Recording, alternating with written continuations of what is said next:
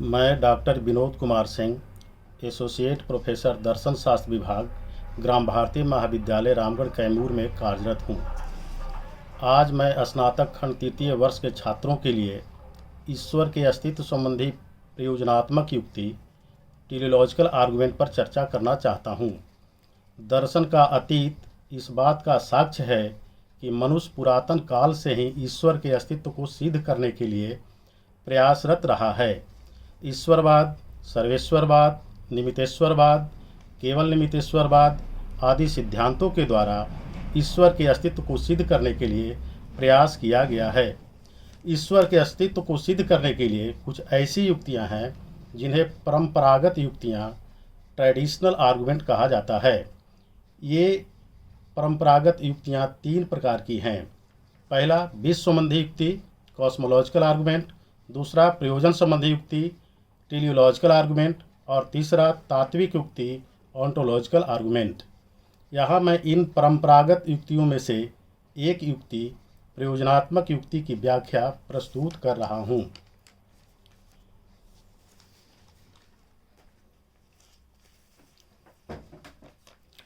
प्रयोजनात्मक युक्ति दूसरी परंपरागत युक्ति है जो अत्यंत प्राचीन काल से चला आ रहा है। प्रयोजनात्मक युक्ति को अंग्रेजी में टेलियोलॉजिकल आर्गुमेंट कहा जाता है। टेलियोलॉजिकल शब्द ग्रीक शब्द टीलोस से बना है। टीलोस का अर्थ है प्रयोजन, अतः प्रयोजन पर आधारित होने के कारण इसे प्रयोजनात्मक युक्ति, टेलियोलॉजिकल आर्गुमेंट कहते हैं। इस तथ्य को प्रायः सभी विद्वानों ने स्वीकार किया है और कहा है कि विश्व में एक व्यवस्था है तथा प्रत्येक घटना का एक निश्चित प्रयोजन रहता है। अतः प्रयोजनात्मक युक्ति वह युक्ति है जिसमें विश्व के व्यवस्थापक के रूप में ईश्वर को माना गया है। व्यवस्था प्रयोजन का द्योतक है। जहाँ व्यवस्था है वहाँ प्रयोजन कुछ न कुछ अवश्य रहता है। व्यवस्था और प्रयोजन सदैव साथ साथ चलते हैं। व्यवस्था दो प्रकार की होती है, व्यापक और विशिष्ट। व्यापक का संबंध नियमितता से है और विशिष्ट का संबंध अभियोजन से है। व्यवस्था के इन दोनों प्रकार में मुख्य अंतर परिणाम का है। विश्व में नियमितता का दर्शन होता है। यह नियमितता विश्व की व्यापक व्यवस्था को सिद्ध करती है तथा विश्व के अलग अलग स्थानों पर जो अभियोजन एडजस्टमेंट दिखता है वह विश्व की विशेष व्यवस्था को सिद्ध करता है। सूर्य प्रत्येक दिन पूरब में उगता है और पश्चिम में डूबता है। दिन के बाद रात और रात के बाद दिन का आना बिना अपवाद के होते रहता है। वर्ष में ऋतु परिवर्तन नियमित रूप से होते रहता है। सूर्य ग्रहण और चंद्र ग्रहण भी इतने नियमित हैं कि इनके संबंध में की गई भविष्यवाणी सही उतरती है। ज्वार भाटे आदि के विषय में भी की जाने वाली भविष्यवाणी सही पाई जाती है। प्रत्येक ग्रह अपने निर्धारित मार्ग पर ही नियमित रूप से चलते रहते हैं। इस प्रकार विश्व के प्रत्येक घटना नियमित एवं प्रयोजनपूर्ण होती है। प्रकृति के प्रत्येक क्षेत्रों में हम इस प्रकार का प्रयोजन पाते हैं कि देखकर आश्चर्य होता है। हमारे शरीर में बहुत प्रकार के रोग उत्पन्न होते हैं और अपने आप ठीक हो जाते हैं। जैसे अनपच, हमारा हाथ कटता है तो खून निकलता है और समय के साथ ही बंद हो जाता है। इन बातों से स्पष्ट जान पड़ता है कि विश्व में एक व्यवस्था है और उसके पीछे प्रयोजन है। कुछ विचारक विश्व में आंधी, तूफान, बाढ़, महामारी, महायुद्ध आदि को यदा कदा देखकर यह अनुमान लगाते हैं कि विश्व में व्यवस्था एवं निर्भरता का अभाव है, परंतु यह अनुमान गलत है।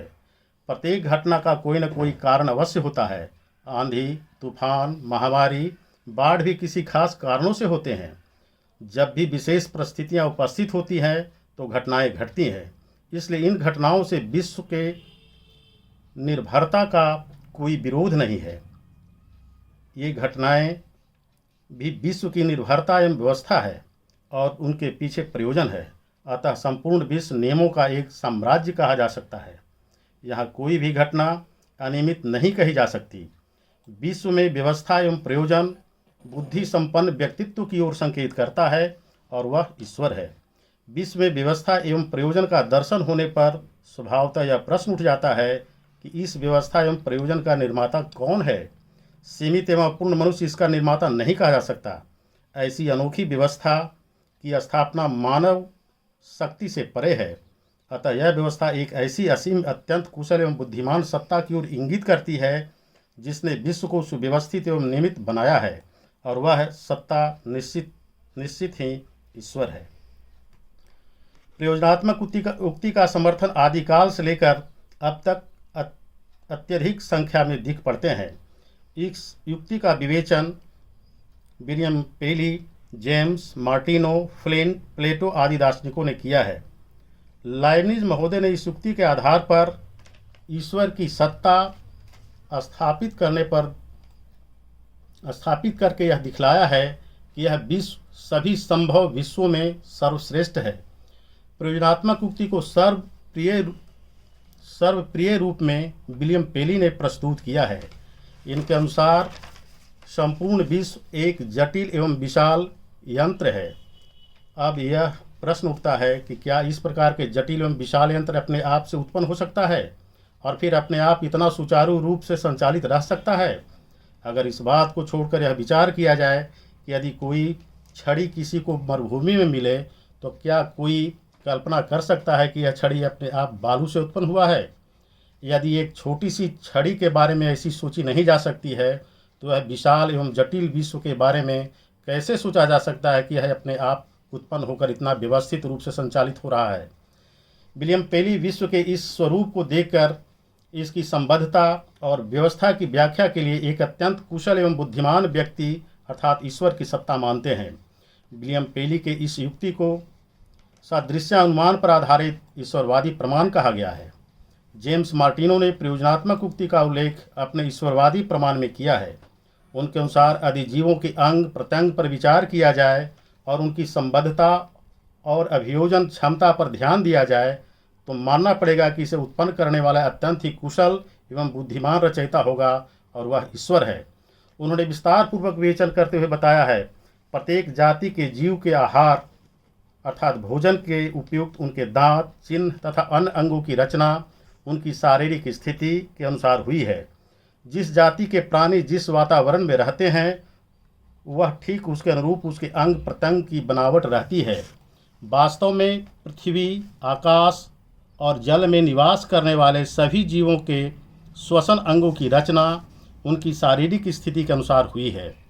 हिंसात्मक जानवरों के नुकीले दांत तथा पंजों की रचना उनके शिकार को पकड़ने तथा चीर-फाड़ करने के कारण हुआ है। पक्षियों में पंखों की रचना इसीलिए होती है ताकि वह उड़ सके। इस कारण ईश्वर ही इन सबों का कारण है। मार्टिनो के अनुसार इस प्रकार की व्यवस्था अपने आप नहीं हो सकती, अतः इस संपूर्ण विश्व की रचना करने वाला अवश्य ही ईश्वर है।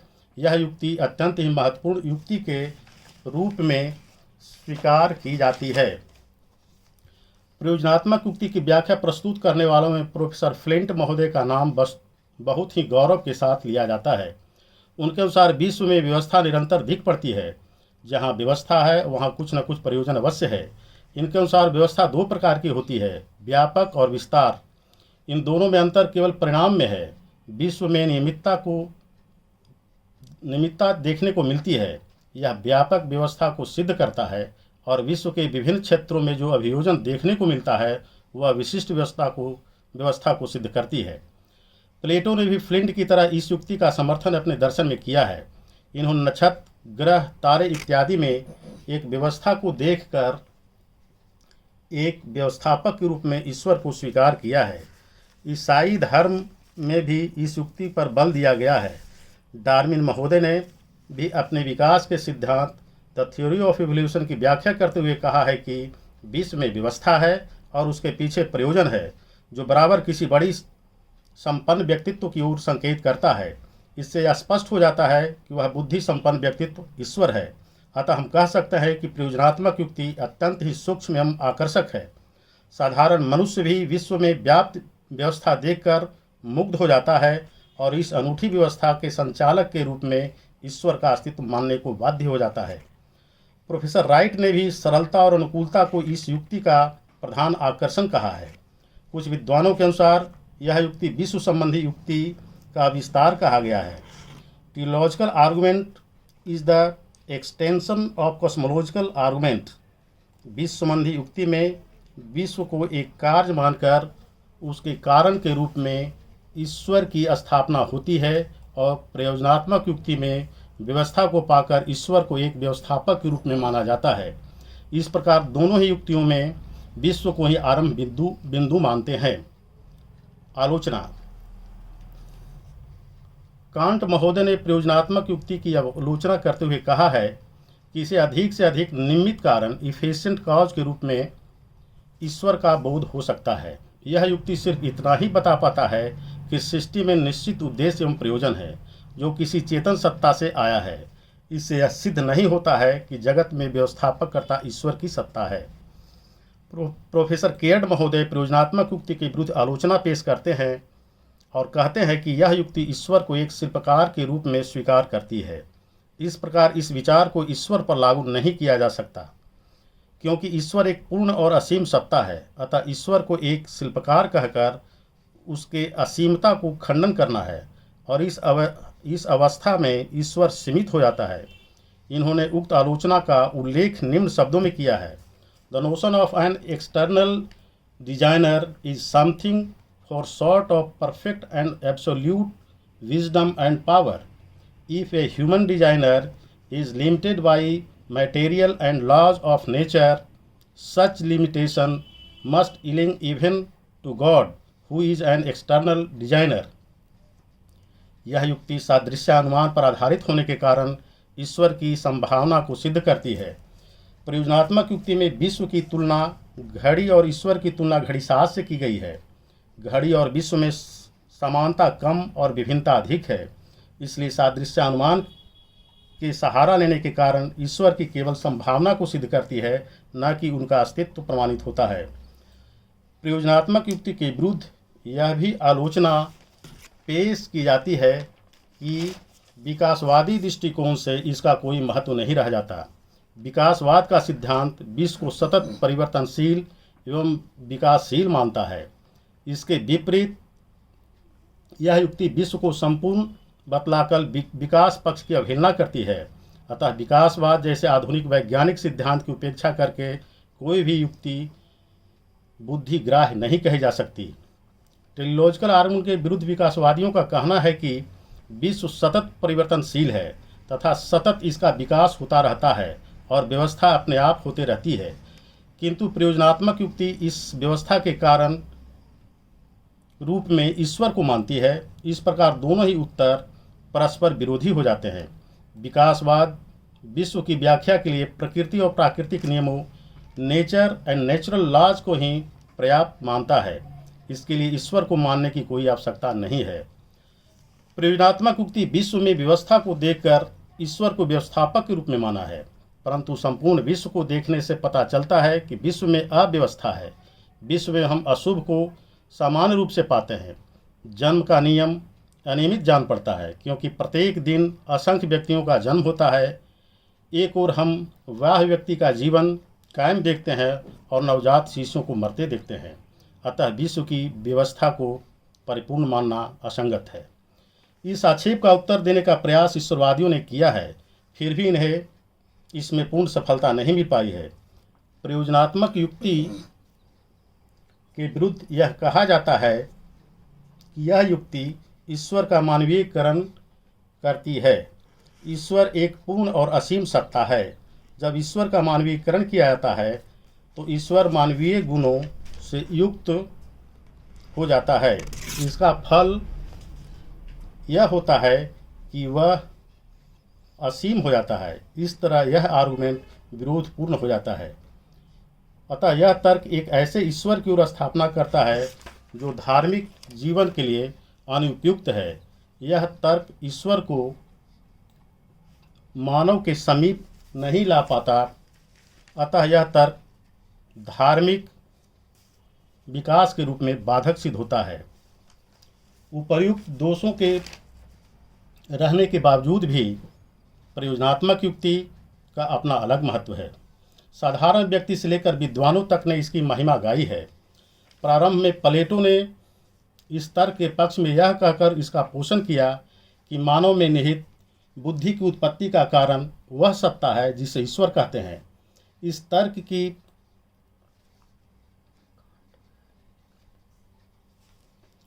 तर्क की महत्ता इससे भी अधिक प्रकट होती है कि इसके आलोचकों ने भी इसकी प्रशंसा की है।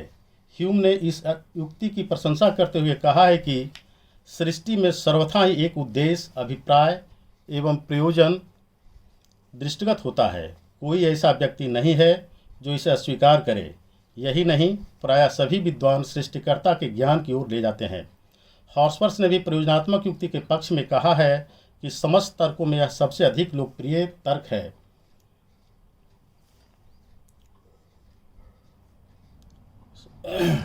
सामान्य मनुष्य को यह तर्क आकर्षक, सरल एवं प्रिय लगते हैं। कांट महोदय ने सभी परंपरागत युक्तियों की अवहेलना की है, परंतु इस युक्ति के विरुद्ध उनके हृदय में दर्द का भाव था और इसके संबंध में उन्होंने कहा है, this proof always deserves to be mentioned with respect. It is the oldest, the clearest and the most accordant with the common reason of mankind। इस प्रकार कांट ने भी यही माना है कि ईश्वर के अस्तित्व को सिद्ध करने के लिए टेलियोलॉजिकल आर्गुमेंट सदैव ही आदरणीय है। यह प्रमाण प्राचीनतम, स्पष्टतम तथा सामान्य मानव जाति की बुद्धि के लिए सर्वथा अनुकूल है। यह विश्व में समाहित प्रयोजन और प्रयोजन के प्रति हमारी आस्था और विश्वास को अनिवार्य रूप से दृढ़ करता है। इसी के साथ मैं अपनी वाणी को विराम देता हूँ। बहुत बहुत धन्यवाद।